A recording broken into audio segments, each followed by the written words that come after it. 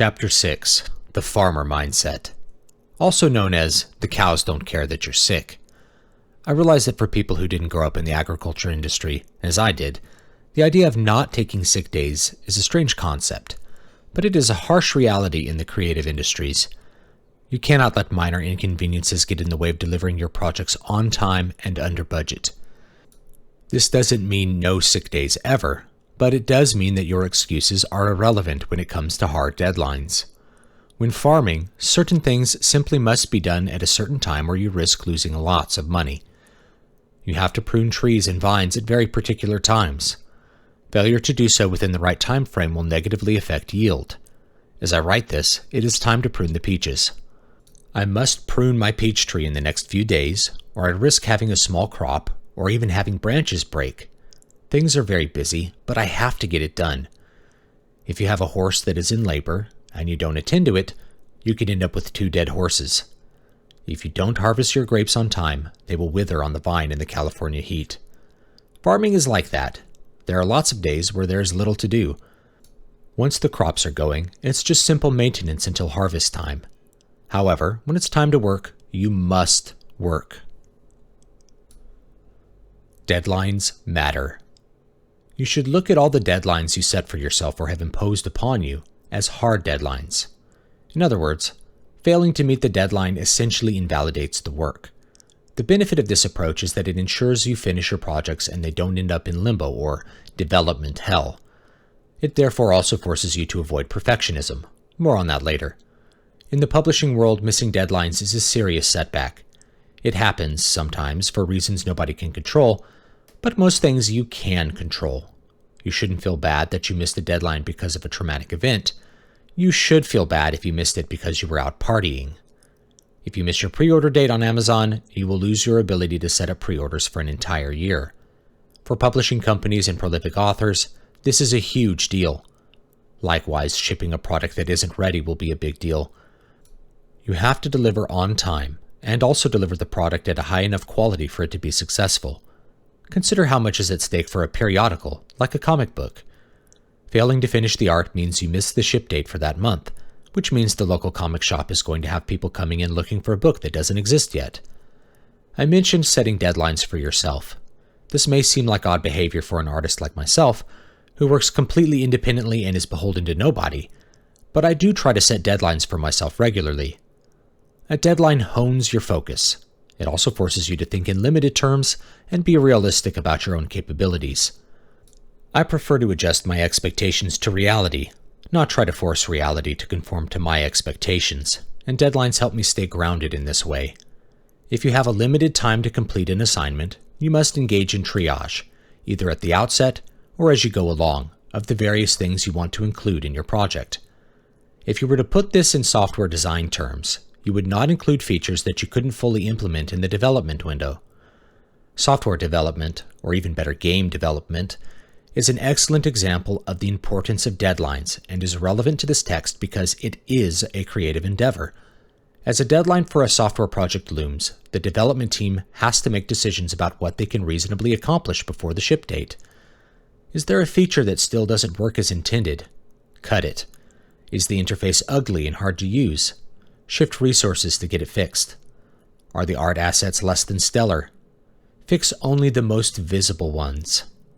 Some games are infamous for being stuck in development hell due to an inability to set deadlines and focus on core features. Duke Nukem Forever was in development for more than 10 years and was only released after 3D Realms, the studio developing the game, shut down. Star Citizen has been in development for more than 8 years, and there is no release date in sight as of this writing, and yet the feature set seems only to grow. Strict deadlines help to avoid problems like feature creep, where you keep adding in features to a piece of software to the point where the core purpose has been either lost or hindered. If you have to ship on a certain date, you're probably going to drop those buggy multiplayer maps and just focus on your campaign. Or, since it's 2020, probably the other way around. Development hell is not unique to software either. There are notorious books and albums that have been years in the making, only to either be abandoned or fail to live up to the effort involved. Chinese Democracy by Guns N' Roses is an excellent example, but far from the only one. As of the writing of this book, fans of A Song of Ice and Fire, are still patiently waiting for the series' conclusion to be released by George R.R. Martin, while the TV series based on the unreleased book has already concluded to much backlash. Just as an aside, this doesn't mean extremely tight deadlines are good. If you don't give yourself enough time to reasonably complete a project the way you envision it, then that will cause you more stress than you need and also force you to release an inadequate product. Deadlines should be strict, but appropriate. You'll get better ideas about how to set them as you complete more projects. What I usually do is to set up a pre-order for one of my books once I have the ebook cover designed. That sets the clock ticking. I have to finish the book, if I haven't already. I usually finish the drafting process before I set up my sales channels. Do any revisions, proofread the book, design the paperback cover, format the interior, and set up my launch strategy all before the dead date for uploading my files on Amazon. The times where I haven't done this, or where I have set the release date too far in advance, have not been productive on finishing. I tend to get the same amount of work done in 2 weeks as 3. There are also multiple books I haven't released as of this writing because I was too afraid to push myself and set up a deadline, so the manuscript sits and waits for my return. I'm sure they'll get released eventually, once I can set up a deadline and therefore a timeline for completion. Wars are won, one battle at a time. Here's another way of framing the situation without having to think about horses giving birth. You are waging war. You are fighting against the impulse to abandon your projects and avoid the risk of rejection that comes with public display of art. You are fighting against your own need for comfort and rest. How is a war won? A single battle at a time. Every day is a battle. If you lose a single battle, you can still win a war, but the end result of the war is the culmination of the effects of all the battles in it. No general wins a war by losing all of his battles. If you fail to do your work a single day, it's not a big deal, but the tendency is to let your work slip by day after day, then week after week, until you are no longer creating anything, but engaging in all the other things in life. I've seen this in myself, where I let something go one day, and within a short amount of time, the frequency and quality of my work declines dramatically. I've seen it in others as well. You have to be willing to work when you don't feel like working. You absolutely must be willing to make yourself temporarily uncomfortable in order to finish what you have started. It's kind of like a diet. Eating a donut once a week isn't going to kill you, but eating one, or more, every single day means that you aren't actually on a diet.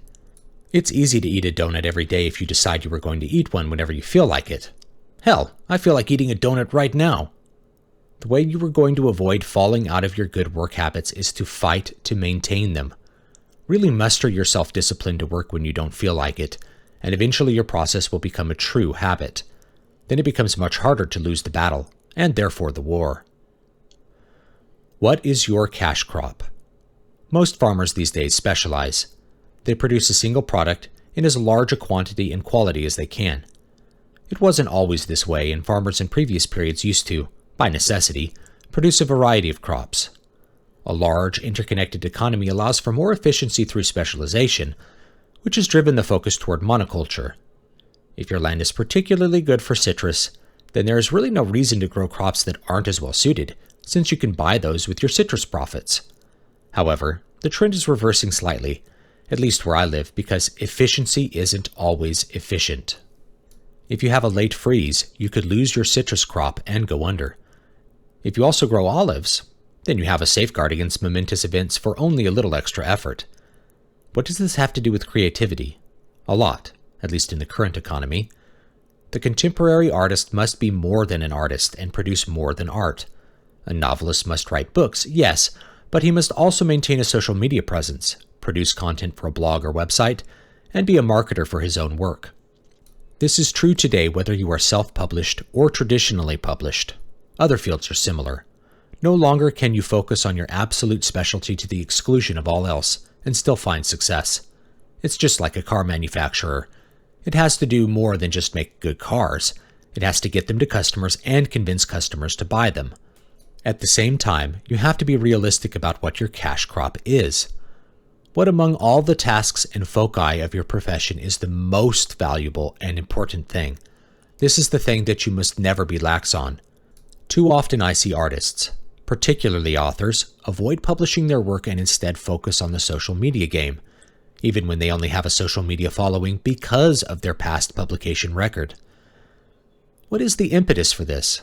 I think it has to do with gratification. Putting out a social media post or a YouTube video gives an immediate sense of impact, importance, and social status. Writing 1,000 words that won't be read for months gives none of these things. What these authors in effect do is spend time pressing their 2 acres of olives and choosing beautiful bottles for their oil, while forgetting to tend to their 100 acres of oranges. So, returning to the concepts of focus from Chapter 1, what is your cash crop? For me, it is books, while my side crops are videos, music, blogs, and social media interaction. I can tell you that I personally will have trouble closing Twitter on an engaging conversation, or avoiding YouTube comments, but this is something I absolutely must do sometimes in order to ensure my cash crop reaches harvest. After all, people tune in for my writing advice because I write books, not because I happen to have an account on YouTube. It's good to have a side hustle or two, but don't get sidetracked. Be patient. This is the last and perhaps the most relevant analogy for farming. You sow now, you reap later. The quality of your harvest is the culmination of many steps, none of which yield food. That only comes at the end. When you are writing a book, it is worthless until you finish it. This is why I tell new authors to always finish their first draft before trying to do any revision. And of course, always finish what they start. A complete manuscript, even a bad one, is more valuable than anything which is incomplete, however good its parts might be. You have to soldier on and get to your harvest. Otherwise, all the planting, pruning, and watering are for nothing. We all want things now. Success always comes after work. Don't forget this. Don't also forget that the point is to harvest. If you refuse to pick your fruit when it is ripe, it will rot on the vine.